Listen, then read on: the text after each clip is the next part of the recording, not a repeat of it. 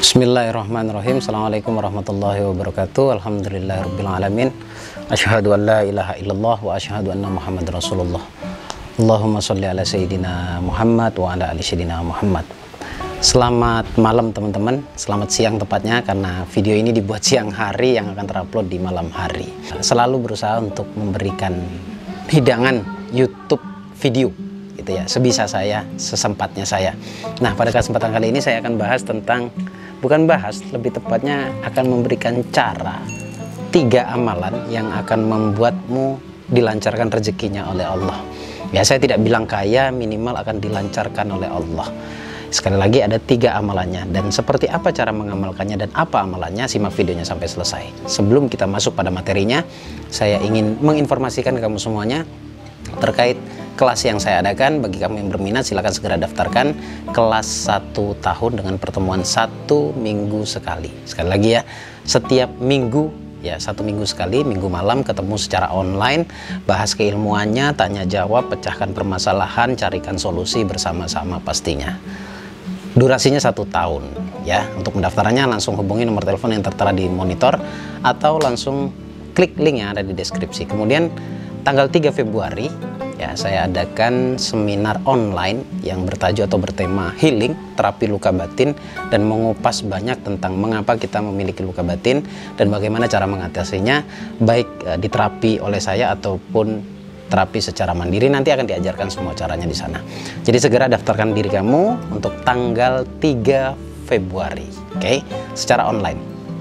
Baik teman-teman, ngomong-ngomong tentang amalan, ini yang paling banyak dicari orang, amalan agar kaya, amalan agar rezeki dimudahkan oleh Allah, itu apa saja sih sebenarnya? Kalau ngomongin amalan sebenarnya banyak banget ya, banyak banget. Tapi saya akan coba untuk menyelaraskan di mana tentang keilmuan yang saya sebut dengan rahasia keajaiban doa dengan amalan apa yang paling tepat agar rezekinya dilancarkan oleh Allah. Dan ini pun sudah dibuktikan oleh ratusan bahkan ribuan orang yang alhamdulillah bahkan ketika mereka khusyuk dalam menerapkannya, mengamalkannya, hutangnya pun lunas gitu. Bertahap ya. Kalau rezeki itu Allah yang atur, bagian kita adalah diri kita sendiri.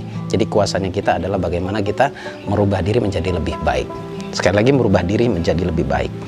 Salah satu sarananya adalah dengan mengamalkan sesuatu. Nah, begitu banyak amalan yang dibaca oleh orang tetapi seakan tidak membuahkan hasil. Sebenarnya masalahnya di mana dan apa penyebabnya, kenapa tidak membuahkan hasil atau tidak berdampak apapun. Nah, karena sebenarnya ini perkara mindset juga. Di awal itu yang harus ditata, yang dibenarkan ya, yang dibetulkan, maksudnya dibenahi adalah pola pikirmu terhadap amalan tersebut.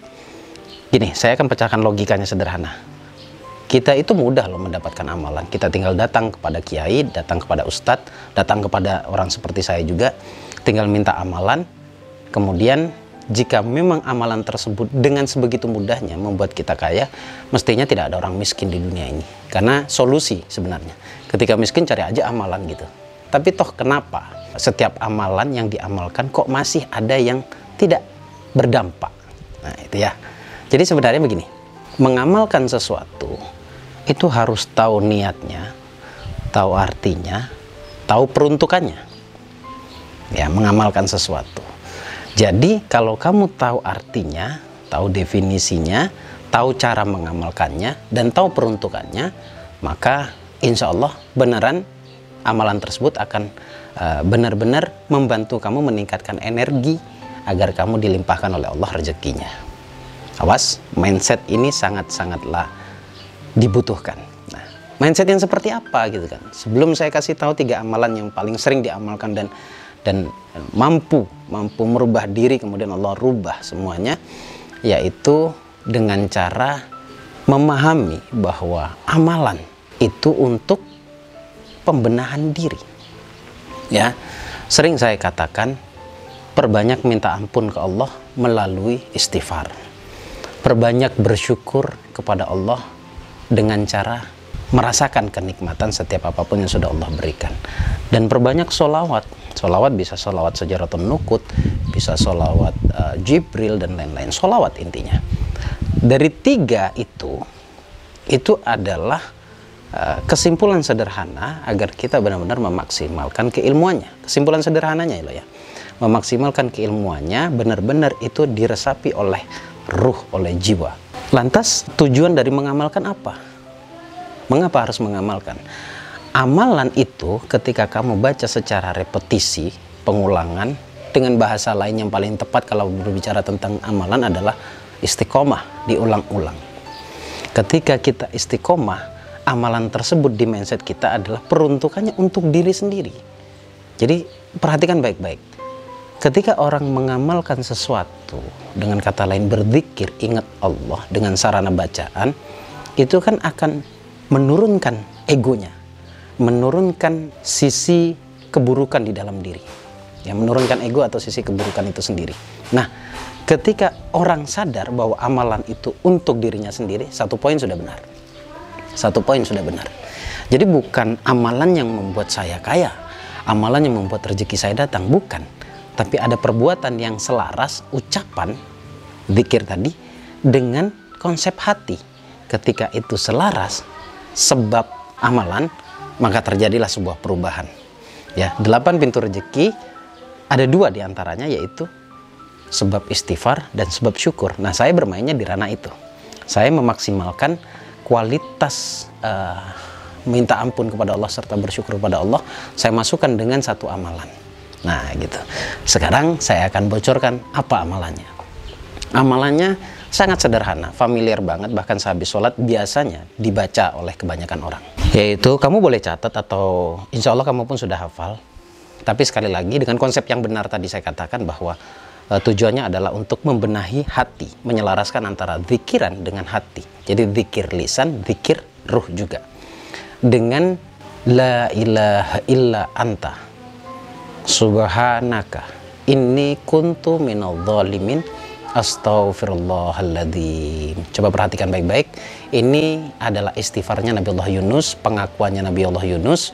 Kemudian saya tambahkan istighfar di belakangnya seperti yang sering kita baca ba'da sholat.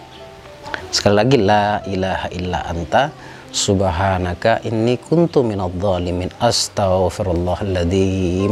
Lagi-lagi ini saya bukan bicara banyaknya, tapi bicara kualitas saat kita mendawamkan istighfar Nabi Allah Yunus tadi dengan istighfar yang pada umumnya kita baca setiap habis sholat. Nah, itu yang pertama. Kemudian yang kedua, alhamdulillahirabbil alamin. Ini bisa dilakukan kapanpun, dimanapun ya. Setiap kamu mengucapkan alhamdulillah, coba resapi dan apa yang kamu dapat.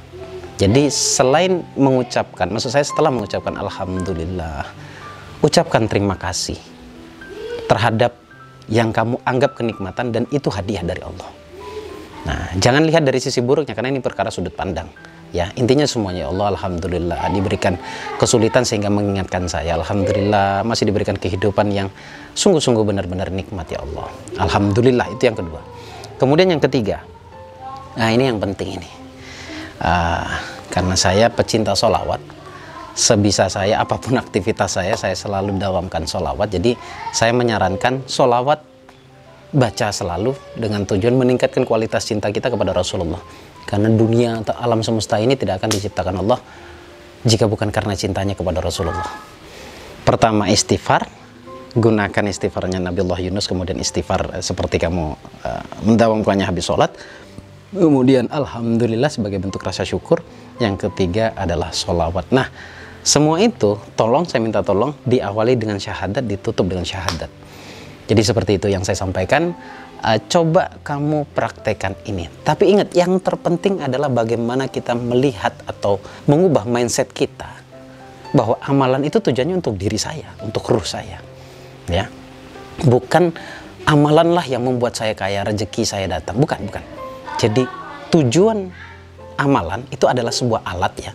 Amalan itu sebuah alat bagaimana agar diri kita benar-benar bisa nyaman, jujur ke Allah, kemudian mengaku kepada Allah. Nah, setelah itu silahkan kamu bermunajat, minta kepada Allah sesuai dengan apa yang kamu inginkan. Simple, sederhana, hampir nyaris orang menganggap ini biasa saja. Tapi justru yang orang anggap biasa saja bagi saya sangat luar biasa. Karena hal sekecil apapun kalau kita benar-benar bisa merasakannya, meresapinya, Allah akan berikan kemudahan. Ingat, hukum law of attraction itu bukan hukum pikiran saja, tetapi hukum rasa. Dimana ketika kita memaksimalkan rasa apapun yang muncul di dalam diri kita, itulah yang akan keluar menjadi energi dan memiliki vibrasi. Dan vibrasi tersebut akan menarik hal yang serupa seperti yang kamu rasakan. Saya kira cukup. Semoga ini bermanfaat teman-teman semuanya. Saya Bagus Baraja, Al-Fakir Ad-Dhaifillah. Assalamualaikum warahmatullahi wabarakatuh. Allahumma shalli ala sayyidina Muhammad. Saya tunggu pendaftaran kamu di kelas saya.